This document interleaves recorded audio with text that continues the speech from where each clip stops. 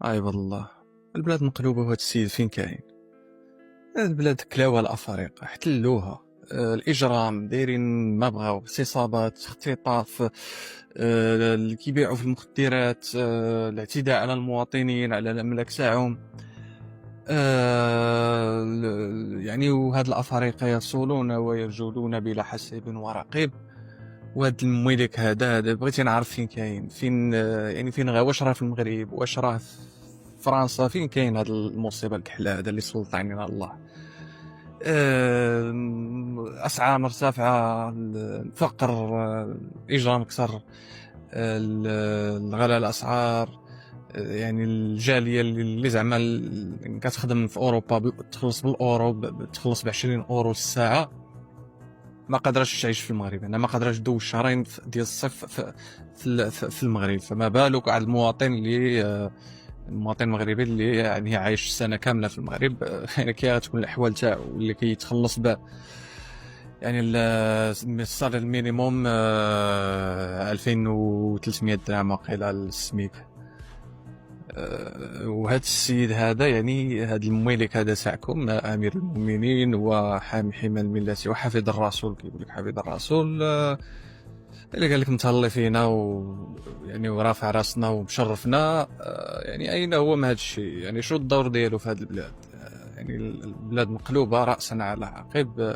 يعني غادا واحد التران غادي يعني يضرب في واحد الحيط، والسيد هذا ما على بالوش، ما مسوقش ولدو تا هو داك الفرخ تاعو.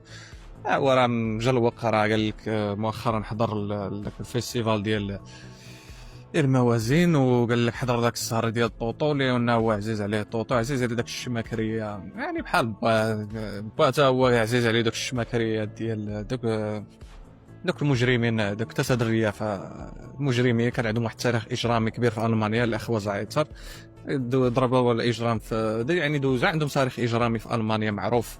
ابو زعيتر كانت عنده واحد الصديقه المانيه ضربها خمج لها ودنيها، وكان واحد النهار كريسا واحد الالماني داولو البورش ديالو، كانوا في واحد البواط تما، ضربوا واحد الالماني وداولوا داك البورش ديالو ودخلوا عليها الحبس، ضربوا واحد المده وخرجوا.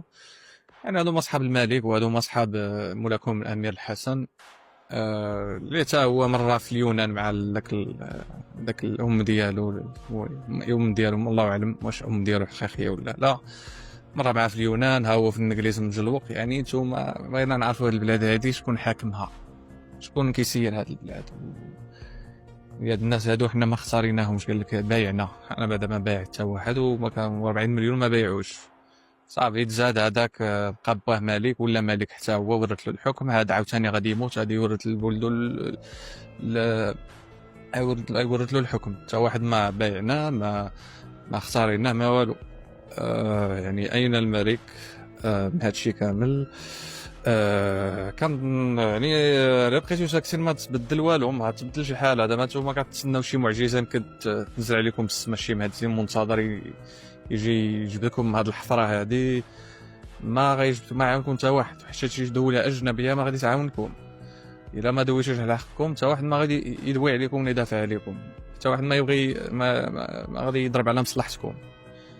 خليكم ساكتين، وهذا الملك هذا ما عمره غادي يتبدل طالما نتوما ساكتين وخايفين.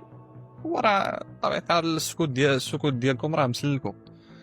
يعني السكوت ديالكم تبارك في المصلحه تاعو، هو راه كيسلخ الثروات ويهرب في العمله الصعبه والذهب وثروه المغرب الى الخارج. نتوما خليكم ساكتين. ولكن الا هضرتو وتكلمتو كما كندير انا في هذا الفيديو، في الكثير من الفيديوهات اللي كندير، الى تكثرت هذه الاصوات يعني يعني والصوت ديالنا يعني ذا المعارضه يعني يعني لا يعني عنده واحد الصدى ووصل النظام، راه غادي يحس بالخطر وغادي يتحرك ويحاول يبدل، يحاول على الاقل يعني يضبط هذه الاسعار اللي مرتفعه، يحاول شويه الاصلاحات هكا ويحاسب شويه الفاسدين. كانت هضره ما مسلكش.